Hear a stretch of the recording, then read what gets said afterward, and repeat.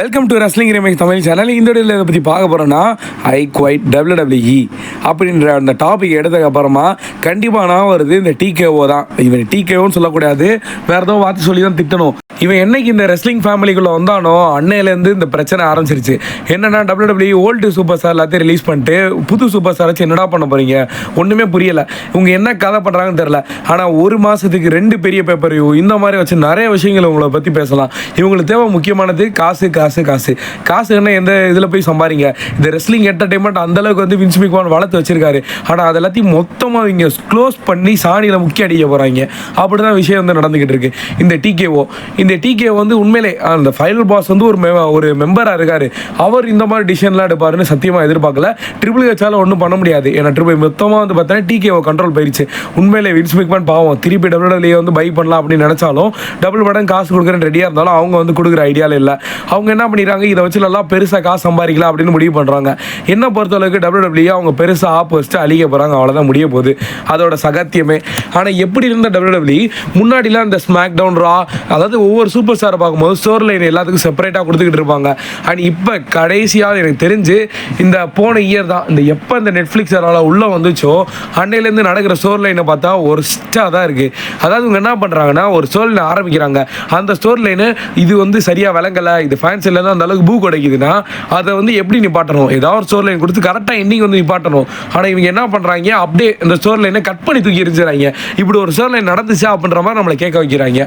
இன்னொரு பக்கம் என்ன பண்ணுறாங்க, இப்போ நம்ம எப்பயுமே போன இயர் ரெஸ்லிங் பார்த்துக்கலாம், அதுவும் கண்டிப்பாக தெரியும். எனக்கு தெரிஞ்ச ஒரு சில மாதம் மட்டும்தான் இந்த கிரவுன் ஜுவல்ஸ் அந்த டைமில் மட்டும்தான் ஒரு மந்தில் 2 பேப்பரின்னு வரும். ஆனால் இவங்கள இந்த இதில் பொறுத்தளவுக்கு இந்த ரெசல்மேனியாக்கு அப்புறமே பார்த்தாங்கன்னா இந்த ஒரு மாதத்தில் 2 பேப்பரை வச்சு காசு அள்ளி திங்கிறாங்க. என்ன பண்ணுறாங்கன்னு தெரில.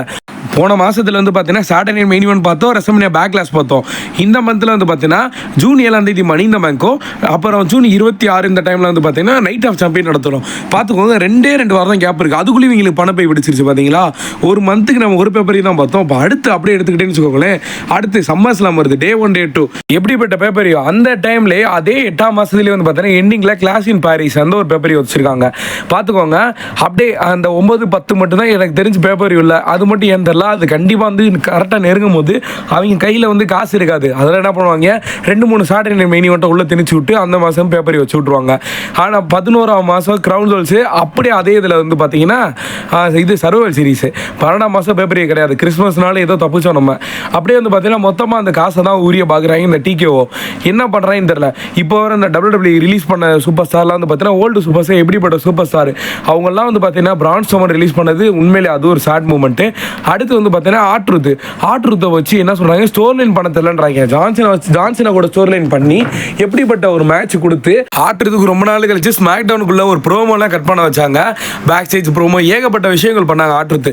நான் இப்போ தான் லாஸ்ட் வீடியோ சொல்லியிருந்தேன், ஆட்ருத்தை வச்சு நல்ல ஒரு ஸ்டோர் லைன் பண்ணிக்கிட்டு இருக்காங்க. WWE இன்னும் வந்து யூஸ் பண்ணலாம் அப்படின்ற மாதிரி சொல்லியிருந்தேன். போன இயர் டாக் டீம்லாம் வின் பண்ண வச்சாங்க ரெசல்மேனியாவில். அப்படிலாம் பண்ண வச்சுட்டு ஆனால் இப்போ அவரை வச்சு ஒன்றும் பண்ண முடியல அப்படின்ற மாதிரி வார்த்தை சொல்கிறாங்க பார்த்தீங்களா. அதை நினச்சா தான் கடுப்பாக வருது உண்மையிலே. இது ஏன் இப்படின்னு தெரில. ஒருவேளை இந்த ரிட்டையர்மெண்ட் டூர்னு வச்சுட்டு அந்த டைமில் உங்களுக்கு ஏதோ காசு கொடுக்கணும், அதனால இவங்க ரிலீஸ் பண்ணி விட்டாங்க டிகேஓன்னு தெரில. சேம் அதே கதை தான் பிரான் ஸ்ட்ரோமனுக்கும். எப்படிப்பட்ட ஒரு சூப்பர் ஸ்டார் 2018 வர அவர் எனக்கு பிடிச்சவர் உண்மையிலே. நான் எனக்கு தெரிஞ்ச ஜான்சினா வந்து எப்படி இந்த நெட்ஃப்ளிக்ஸுக்காக தான் இப்படி வச்சு செய்கிறாங்க. இல்லை ஜான்சினா மட்டும் நான் வரல இந்த இயர் வந்து நான் பண்ணி கொடுக்கலன்னு வச்சுக்கோங்களேன், ஜான்சினா ரிலீஸ் பண்ணி விட்டுருப்பாங்க இந்த டிகேஓ. அப்படி தான் இவங்க பட்டாள். இப்போ ராக் எதுக்காக யூஸ் பண்ணுறாங்கன்னா அப்படியே டேரெக்டாக அவரே ஓப்பனாக அடிச்சு விட்டாரு, நாங்கள் காசுக்காக தான் ராக் வந்து யூஸ் பண்ணுறோன்ட்டு. இதெல்லாம் பார்த்தா எப்படி இருக்குது, அதாவது பழைய ரெஸ்லிங் இந்த ரோமன் சாம்பியனுக்கு முன்னாடி அந்த டைம்லலாம் எப்படி இருந்துச்சுன்னு பார்த்தீங்களா. அந்த ராக் வருது, நம்ம அப்படியே வந்து மூமெண்ட்டு செமையாக இருக்கும். இந்த மாதிரிலாம் பார்த்துட்டு இப்போ WWE பார்க்கும்போது அப்படியே ஒரு மாதிரியாக ஃபீலாக இருக்குது. ஐயோ என்னடா இவ்வளோ ஸ்ட்ரெஸ் கொடுத்து இதை பார்க்கணுமா அப்படின்லாம் தோணலை.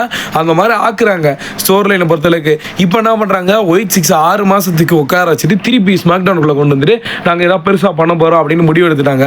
இப்போ என்ன பண்ணாங்கன்னு நினைக்கிறீங்க? கண்டிப்பாக அதாவது ஸ்மாக் டவுனில் ஒயிட் 6 ஒரு பெரிய டீமு, சோலோ சிவா டீம் பெரிய டீமு. ஸோ அந்த மேட்சை வந்து எப்படி கொஞ்சம் கொஞ்சமாக பில்டப் பண்ணி கரெக்டாக வந்து பார்த்தீங்கன்னா ஒன்று சம்மர்ஸ்ல மேட்ச் பண்ணணும், இந்த மாதிரி பண்ணணும். ஆல்மோஸ்ட் அதை பண்ணிடுவாங்க. அதையும் பண்ணது பத்தலைன்னு சொல்லி பார்ட் 1 காசு சம்பாதிக்க ஆரம்பிச்சிருவாங்க. லைவ் இவெண்ட்டாக போட்டு இவங்களுக்கு தேவை அதான், டிகேவுக்கு காசு தான் தேவை. இதை வச்சு என்ன பண்ண போகிறாங்கன்னு தெரில. ஆனால் இவங்க என்ன பண்ணுறாங்க, ஒரு தெரிஞ்சு இருக்கிற அந்த அவங்க கான்ட்ராக்ட் முடிகிறக்குள்ளேயும் மொத்தமாக சுருட்டிட்டு அழிச்சிட்டு போயிடணும்னு முடிவு பண்ணுறாங்க போல இருக்குது. ஆனால் எனக்கு இன்னும் வந்து சொல்கிறது என்னென்னா, ரோமன் ஃபேன்ஸ் இல்லை, அதாவது ரோமன் இருந்தால் தான் WWE பார்க்கணும் அப்படின்னு சொல்லி ஒரு கூட்டமே இருக்குது. கண்டிப்பாக சொல்கிறேன், ரோமன் இல்லைன்னா WWE பார்க்க மாட்டாங்க அப்படின்ற ஒரு கூட்டமும் இருக்குது. ஏன்னா இப்போதைக்கு வந்து பார்த்தீங்கன்னா ரோமன் வந்து ஒரு மூவி நடிச்சிக்கிட்டு இருக்காரு. ஒரு மூவி மட்டும் இல்லை, 2 மூவியில் கமிட்டட் ஆகிட்டாராம். மேபி வந்து சம்மர் ஸ்லாம் கூட எப்படி ராக் வந்தாரோ அது மாதிரி வந்துடுவார் ரோமன், ஒரு மேட்ச் பண்ணுறோம். ஆனால் இதுக்கப்புறம் சாம்பியன் ஆவாரா அப்படின்றது டவுட்டு தான். அதாவது இந்த டைமில் இந்த இயரில் ஆவாரான்னு. மேபி வந்து பார்த்தீங்கன்னா WWE எனக்கு தெரிஞ்சு இந்த டைம் வந்து ரோமன் வந்து ராயல் ரம்பருக்குள்ள இறக்கி விட்டு வின் பண்ண வைக்கலாம் ட்ரை பண்ணும்போது அங்கே வந்து செத்ரான், CM Punk and Roman Reigns இவங்களுக்கான மேட்ச் வந்து பார்த்தீங்கன்னா மெயின் ஈவெண்ட்டாக பண்ணி அது ரெசல்மேனியால இது வரைக்கும் நம்ம ரெசல்மேனியால ஒரு டைட்டில் மேட்ச் தான் மெயின் ஈவெண்ட் பார்த்தோம்.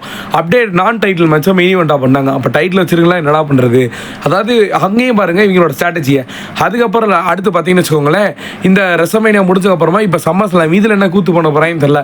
எனக்கு தெரிஞ்சு கோடி வந்து என்னதான் தோற்று அசிங்கப்படுத்தாலும் பரவாயில்ல, திருப்பி இன்னொரு மேட்ச் கொடுத்து ஜான்சன் கையில் தோக்கடிக்க தான் போகிறாங்க.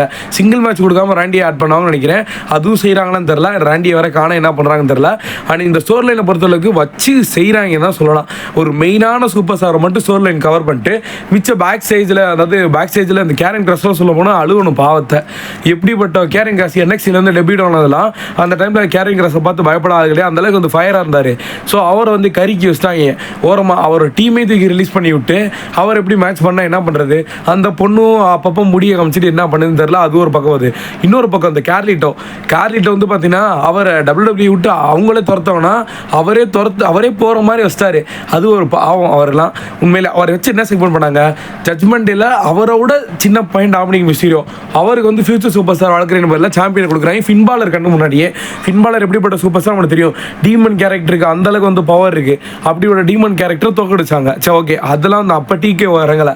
ஆனால் இப்போ டிகே இறங்கினான்னு வச்சுக்கோங்களேன், அதாவது என்ன பண்ணுவாங்க, ஃபின்பாலர் டீமனை வர வச்சு டாமினிக் கையில் தோக்கடிச்சிருவாங்க. இந்த மாதிரி செய்ய வாய்ப்பு இருக்குது. இவங்க அப்படியே செய்வாங்க. ஏன்னா இப்போதைக்கு இந்த ஃபின்பாலர் கை முன்னாடி சின்ன பையனை வளர்த்துறாங்க. ஸோ ஓகே, அது கூட இதை வளர்த்துட்டு போங்க. ஆனால் கார்லிட்டை வச்சு என்னடா பண்ணுறீங்க. அதாவது பேக் ஸ்டேஜ்லேயே வந்து ஆப்பிள் கிடச்சிக்கிட்டே இருக்காரு. அவர் தான் ஆப்பிளாக விளம்பரம் பண்ணுறீங்க. கடைசியில் ஏதோ அவரே வந்து 2 வாரம் தான் கான்ட்ராக்ட். தயவு செஞ்சு என்ன ரெனுவல் பண்ணாதீங்க, நானே வந்து வெளியே போயிருன்னு சொல்லி வெளியே போய் WCC சாம்பியனை வந்து வின் பண்ணிட்டாரு போன ஒரே மேட்ச்சில். இப்படிப்பட்ட டேலண்டான சூப்பர் ஸ்டார் எப்படி வேஸ்ட் பண்ணுறாங்க பாருங்கள். ஃபஸ்ட்டு டெபியூட் ஆகும்போது கார்லிட்டோ அப்படின்னு ஆட விட்டாங்க. இப்போ கார்லிட்டோவா கிடக்குறான் அப்படின்ற மாதிரி ஆக்கி விட்டாங்க. என்ன பண்ணுறதுன்னு தெரியல. ஸோ கண்டிப்பாக WWE அழிய போகுது அப்படின்னு ஒன்று வச்சுக்கோங்களேன். அதாவது நம்ம இந்தியன் சைடு ஆக மொத்தம் வந்து பார்த்தீங்கன்னா பாதி அழிஞ்சு போச்சு. ஏன்னா அந்த டிவியில் எப்போ வரலையோ அப்போயே நிறையாவதுக்கு இன்ட்ரெஸ்ட் போயிடுச்சு. இதை காசு கட்டி பார்க்கணுமா. ஏன்னா நம்ம ஞாபகம் இருக்குது, உங்களுக்கெல்லாம் ஞாபகம் இருக்கான்னு தெரில. அண்ட் கண்டிப்பாக இது நான் சொல்லணும். அதாவது WWE ஃபேக் இந்த மாதிரிலாம் ஒரு சில கதையை ஓட்டுவாங்க நம்மளை பார்க்க வச்சுக்கிட்டு. அவங்கெல்லாம் இது என்டர்டெயின்மெண்ட்டு நல்லா இருக்கும், நீ வேணா வாட்ச் பண்ணு அப்படின்னு சொல்லுவோம். ஆனால் இப்போ அப்படியும் சொல்ல முடியாது. ஏன்னா டிவியில் இல்லைன்னா இப்போ நெட்ஃப்ளிக்ஸ் காசு கொடுத்துவான்னா அவன் பார்க்க மாட்டான், அவன் அதை செலவு பண்ண மாட்டான். இப்போ அந்த மாதிரி தான் கதையாக போச்சு. எல்லாம் யார் எப்படி கமெண்ட் வரோம் தெரியுமா, நம்ம டிவியில் பார்த்த அளவுக்கு, அதாவது அந்த அளவுக்கு ஃபுல்ஃபில் கொடுக்கல இந்த செல்லு. உண்மை தான் சொல்லணும்.